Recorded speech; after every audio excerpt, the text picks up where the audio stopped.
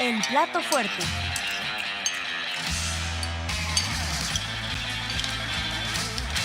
Pues de una vez, el presidente López Obrador refutó en la portada de Reforma, vamos a ponerla, porque habla este diario que es el referente del conservadurismo de una presunta fuga de capitales. ¿Sí lo tenemos?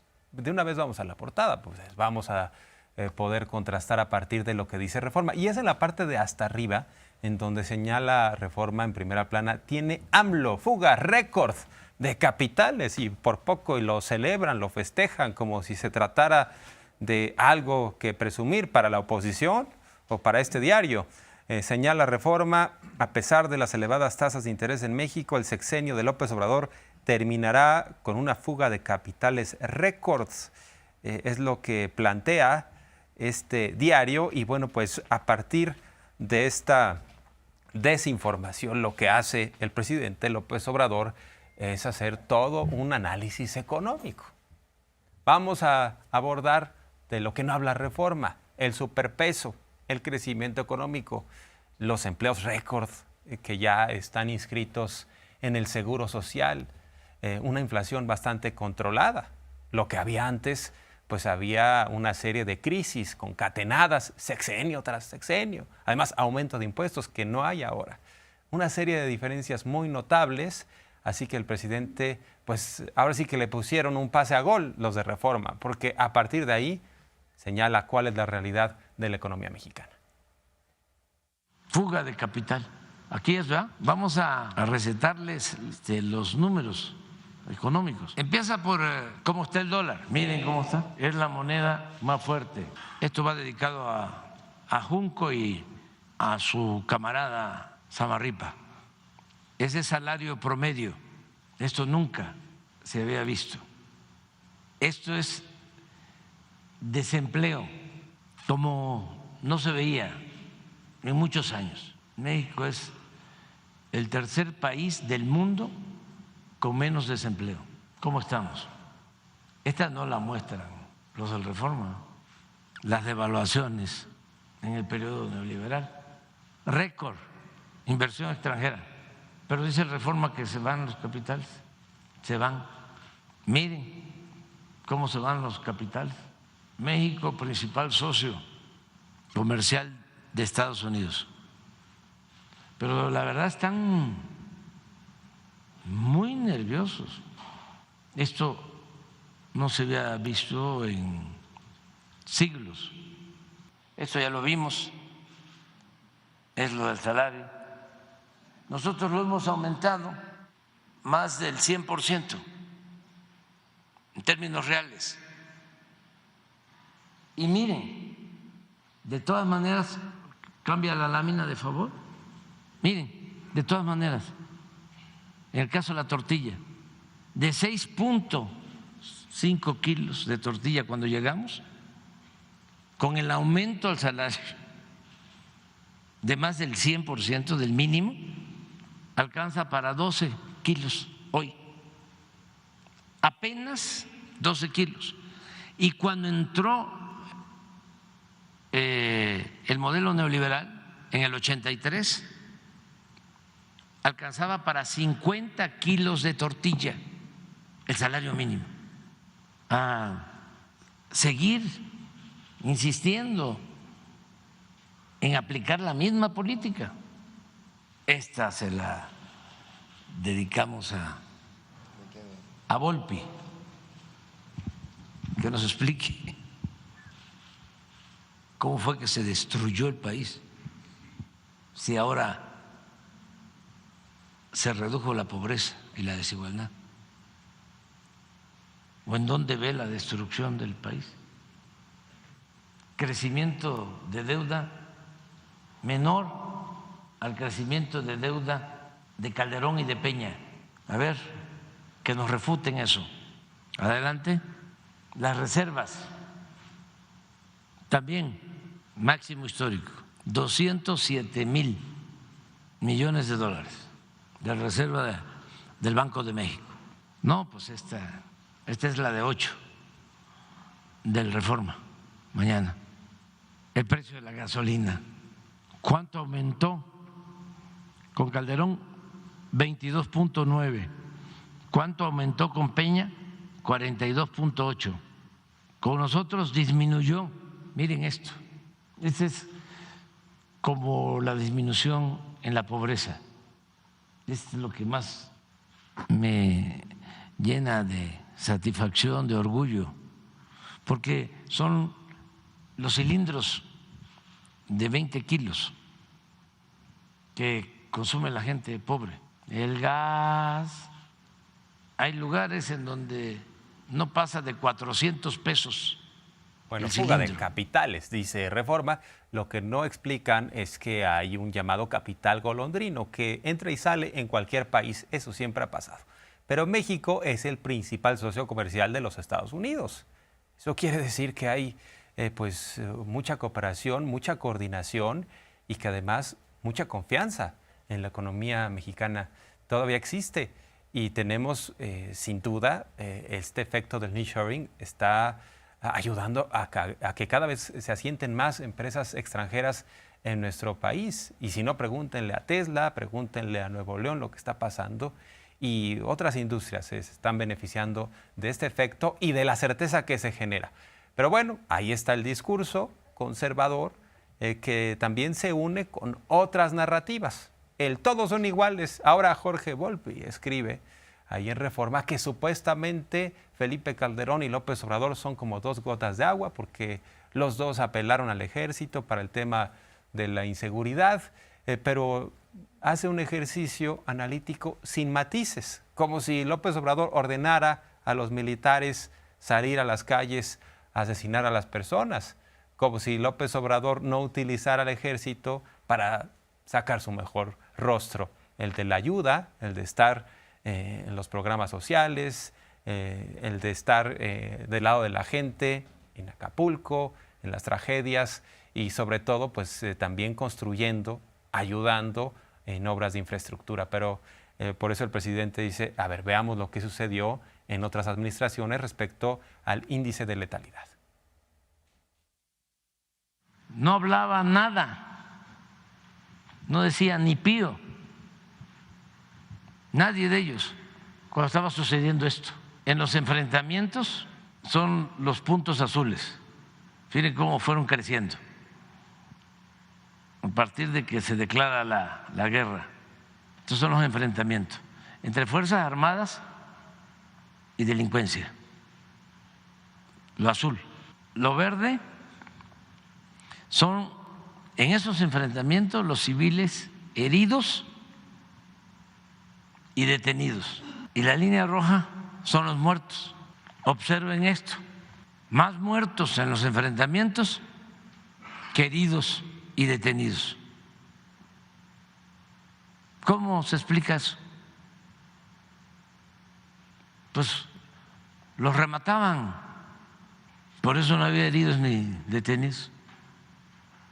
Miren la diferencia, estos somos nosotros, siempre nosotros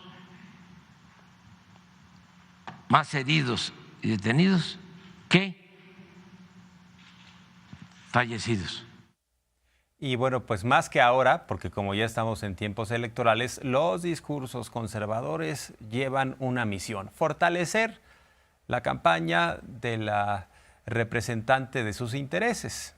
Estuvo Xóchitl Gálvez en su cierre de precampaña, ahí en la Arena Ciudad de México. Por cierto, pues lo primero que saltó a la vista es la utilización del teleprompter. Le pusieron 4, 5, 6 monitores, también teleprompters en las cámaras para que no se saliera del guión, y se lanzó en contra del presidente, de la 4T y todo lo que esto implica. Varias veces me han preguntado si no me da miedo enfrentar a la delincuencia. ¿Y saben qué les he dicho? Que me da más miedo dejarles a ellos un país bañado en sangre. ¿Ustedes creen que México está mejor que nunca? ¿Ustedes creen que con 1 millón de muertos, con el sistema de salud en ruinas, con la educación reprobada y el campo abandonado, México está mejor que nunca? qué bueno que ya se van del gobierno, porque ya se van, se los prometo. Por cierto, los de la Sonora Dinamita les dijeron a las personas, están muy apagadas, no se escuchan. Tuvieron que llevar a la Sonora Dinamita para llenar este evento a la vieja usanza del régimen priista. Pero bueno, a propósito de esto, pues el presidente López Obrador exhibe a Broso, quien antes dice era un poquito más sensible, un hombre con ciertas causas, o cuando menos se presentaba así, ¿no? Y ahora, pues, en una embestida ya total, incluso irracionalmente, yendo contra todo lo que implique, ¿no? Un avance, o sea, no ve nada, si bajó la pobreza, si bajó la desigualdad, eso no le interesa a Broso. Lo que dice es, hay que reconquistar el poder. Incluso pasa por alto este acuerdo exhibido entre Marco Cortés y Alito por el reparto de Coahuila. Dices, no, eso no es lo importante. Ahorita no hay que pelearse entre nosotros, hay que reconquistar el poder. Hay mucha desesperación y el presidente se da vuelo y hasta se ríe con esto que plantea Broso, que dice que estamos en una situación de emergencia. Antes Broso era más fino, más sensible, aún con su estilo inteligente. Pero ahora no sé qué les está pasando. Están muy enojados, desesperados, porque son muy burdos. ¿Por qué no pones? Hay un mensaje en donde dice que no hay otra opción, ¿sí? Pero creo que es mucha la desesperación. ¿Quién sabe qué están viendo, qué están sintiendo? Pero dice, hay dos opciones nada más, o democracia o dictadura. O sea, nosotros somos la dictadura, nada más. Le digo a Broso que si yo fuese un dictador, pues él no estaría diciendo esas cosas. Nosotros no perseguimos a nadie, además hasta nos ayuda, porque si se exagera, pues se hace ridículo y pierden credibilidad. Pero es una desproporción. En este momento del país, en este momento, en este 2024, no se vale andar de culeritos, mis niños. Aquí nada más hay dos sopas. O se vota por la dictadura o se vota por la democracia. En este tiempo no se vale transferir la responsabilidad de cada uno de ustedes a una candidata esperando que nos salve del infierno. No, no, mis niños, a esa candidata úsenla, carajo, úsenla para salirse el día de las elecciones con el México donde sí se quiere vivir. Es de que no prende, ilumínenla, carajo. Es de que los partidos, de que chinguen a su madre los partidos. Luego nos agarramos del moco con ellos, con esos cabrones, nos ponemos en su lugar. Pues puros insultos, ¿no? Nos recuerda el insulto de Aguilar Camín. También está muy molesto Diego Fernández Ceballos en su columna en Milenio. Dice, se refiere al presidente y le dice, usted prometió esa idiotez llamada humanismo mexicano. Imagínense, o sea, están desesperados. Es que además, pues ahí están las encuestas, está en la lona la aspirante de la oposición, pero ahí andan, como matraqueros, incluyendo a Broso, ya metido de cuerpo entero en la campaña, diciendo si se vota por Xóchitl hay democracia y si no, dictadura. O sea, es o no entender o de plano ya ser muy cínico, muy mentiroso. Pero bueno, una de cal por las que van de arena. En Milenio, cuando menos reconocen lo que se está haciendo en materia social. Vamos a ver la portada de este diario. La de hoy, la de este lunes, dice: se triplicó el gasto social con máximo beneficio para adultos mayores. Ellos le llaman gasto social, que en realidad es inversión social, pero sí es importante el monto. Dice: la 4T ejercerá 680,000 millones de pesos en programas para estudiantes, campo, personas con discapacidad y viejitos, así les llaman, en Milenio, a quienes toca 70% del monto. Hay que decir qué habría pasado con estos 680,000 millones de pesos bajo el régimen neoliberal. ¿En dónde estarían? En paraísos fiscales, invertidos en mansiones en el extranjero. Hay que preguntarle a Peña Nieto, a Videgaray, a Felipe Calderón, a Vicente Fox, a Carlos Salinas. ¿Cómo les fue administrando la abundancia, pero para ellos? Entonces, pues sí hay diferencias. Hoy en día, de hecho el presidente lo explica, más de 30 millones de familias mexicanas, de las 35 millones que hay, reciben algún programa social de manera directa. A más de 30 millones de familias les está llegando aún una pequeña porción del presupuesto público. Y somos 35 millones de familias. Y ya a 30 le llega de manera directa. Y a los 5 millones restantes les llega también el beneficio, de manera indirecta. Porque está creciendo la economía, porque hay inversión extranjera, porque les cuesta menos la gasolina, porque les cuesta menos la luz, porque hay paz, hay tranquilidad en nuestro país. Que la paz es un bien muy preciado. Y debemos recordar que este 5 de febrero el presidente López Obrador presenta un paquete de reformas constitucionales, un paquete de reformas progresistas que están pendientes y sobre todo se está apostando a que haya una mayoría calificada en el Congreso de la Unión y puedan transitar estas reformas. Pero dice el presidente: yo voy a hacer mi tarea como titular del Ejecutivo. Explica esta reforma en materia de pensiones, donde aclara que el gobierno no quiere administrar nada, porque algunos dicen: no, es que el gobierno quiere quitarle el dinero a las empresas y administrar el dinero de los trabajadores, quiere hacer sus cochinitos. Lo comentó el otro día López Obrador: no somos rateros.